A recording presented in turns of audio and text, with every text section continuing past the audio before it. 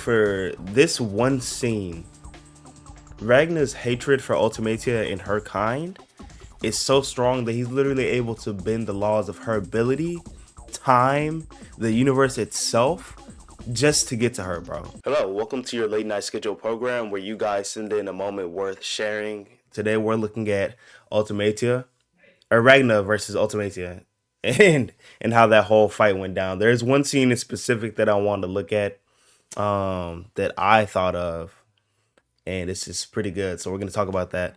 But yeah, let's just get to it.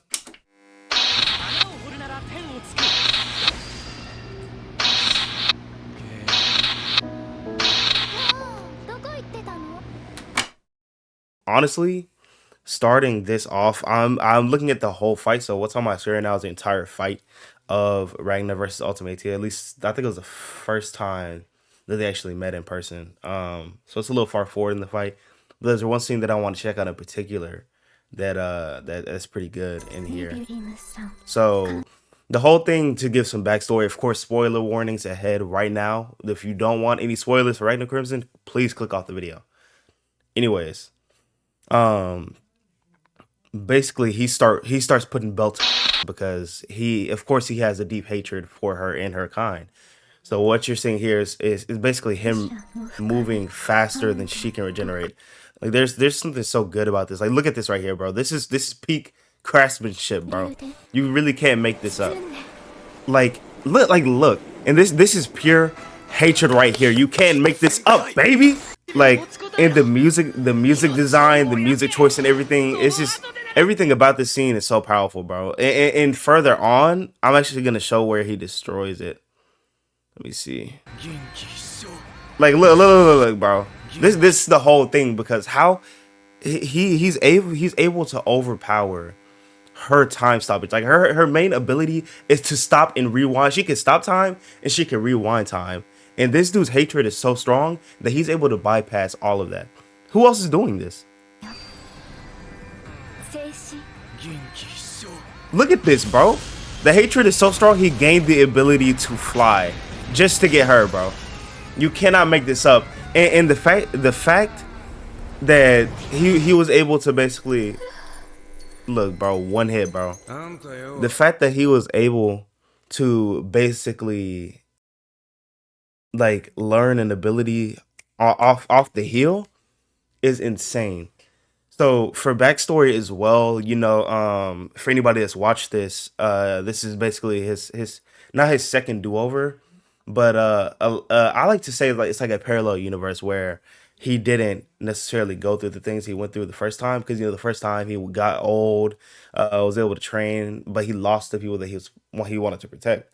So that was his whole reason for giving his previous power, or his alternate universe power, to his new body, his new form, to basically be able to save them. So I like to think we're watching another universe's Ragna, not the original. But the fact that he's still doing this is crazy. But let me go ahead and see if I want to find what I was talking about originally, because that scene is actually crazy. Okay, all right. This is important. This is important. So she basically has to go all out and rewind entirely with this whole thing. So look, with this, she literally had to restart before he even knew who she was. And it's so his hatred is so deep rooted that he's able to sense her. Like he knows that something's wrong. Like it's crazy. So with that, she had to go so far back before the entire fight started, and he's still able to sense that something's wrong, but he's not able to move necessarily. So I want to get to the important part, the part that I want to talk about the most, because this part is so insanely strong and powerful. It's crazy. Mind you, this is during stop time, so we're looking at him moving during a time stoppage, and this is through pure hatred. He hates her so much that he's able to bend laws, bro. This is crazy. There's another scene later in there, but imagine now, while it's slowly, he's literally like this scene is so insane, and the rush that I felt while watching it is crazy. And the music choice during this entire anime, because during the certain fights and scenes, you'll see like him getting the power or something like that. The music that they have in the background is amazing, but you just get like a rush when you watch the scene, and it's something else, bro. There's another scene in here where he breaks through I think his name is Nebulum. He sets up his barriers, and he's like, these are the strongest barriers that I had ever put up, and blah blah blah.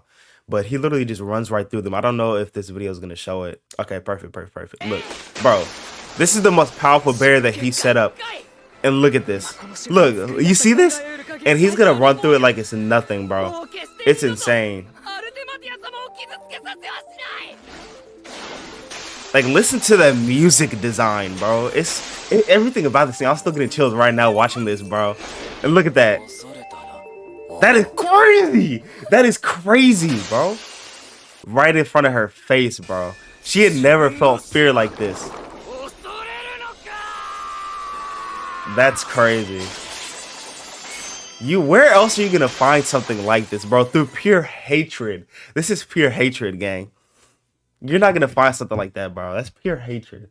When I tell you, this is the most hateful, not hateful, but because I mean, it's justified, and because what they did, they literally just kill indiscriminately, and their goal is like, I forgot, it's like to destroy the world to where it's like their utopia, and they're able to basically rule the world by themselves.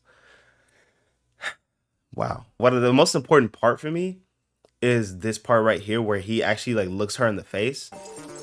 That's the most important part, bro. That means so much in the music design.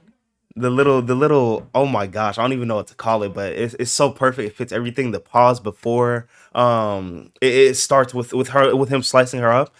But it's important because he asks, "Are you scared of me?"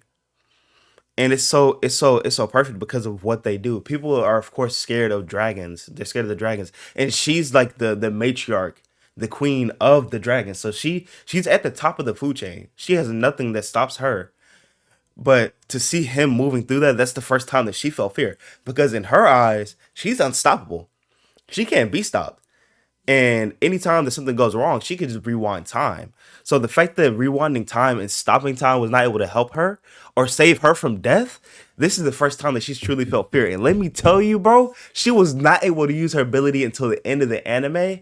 Oh my gosh, chef's kiss, bro. There's another scene later on where Ragna literally, of course, spoilers ahead still, Ragna literally is able to reattach his head, and it's still through the same thing. It's through pure hatred for the dragon kind. Like, you're not gonna find this anywhere else. When I tell you I binge watched this within like 2 days or something like that, and this scene is stuck with me throughout the entirety of like, not the entirety, but ever since I watched it, bro. This scene is so good. I told my friend about it. I broke it down. I broke the entire anime down. And honestly, I want to break the whole thing down, but of course, I'm gonna limit myself to one scene, or not one scene, but a couple of scenes, one scene per episode, I guess you could say, whatever. Um, but I just had to talk about this because this gave me it still gives me little chills every time that I think about the scene. So with that, let me wrap it all up per se, in a way that's easy to come out. To put it all together for this one scene, Ragna's hatred for Ultimatia and her kind is so strong that he's literally able to bend the laws of her ability, time, the universe itself, just to get to her, bro. Just to get to her and kill her. That's how strong his hatred is for her, and it's completely justified. This is not just like oh well, it's he's just hating. No, this is completely justified, and I love to see it. I want to say it's called the hatred buff. That's what it is. I like it. It's the hatred buff because this dude is literally able to move through stop time because of it, and able to slice her up. And if you see what he does like later on, because you see that he unlocked flight off the whim, like he didn't even have to think about it. It was literally like it was pre-programmed, and he was just able to say it and go. There's many moments like that in this anime that kind of make it what it is, and it was amazing. Like this is what I look for. This is so peak. You can't like do stuff like this. It's amazing. So Yeah, I just had to talk about how great this scene is. If you guys want to share any moments that really stuck with you, that really made you feel a type of way, whether it's sad, happy, mad, whatever, a moment that stuck with you, go ahead and drop it in the comments below. I want to get, I want to honestly get my Twitter set up, or like a submissions channel somewhere or something like that. So you can actually send in the clips instead of me having to go look for them, so it'll be easier. But as for right now, if you want to send in your own scene for one scene in general, go ahead and drop it in the comments below. Thank you guys for sticking around to watch this one scene and a moment worth sharing. And I'll catch y'all in the next one. Peace, peace, and peace out.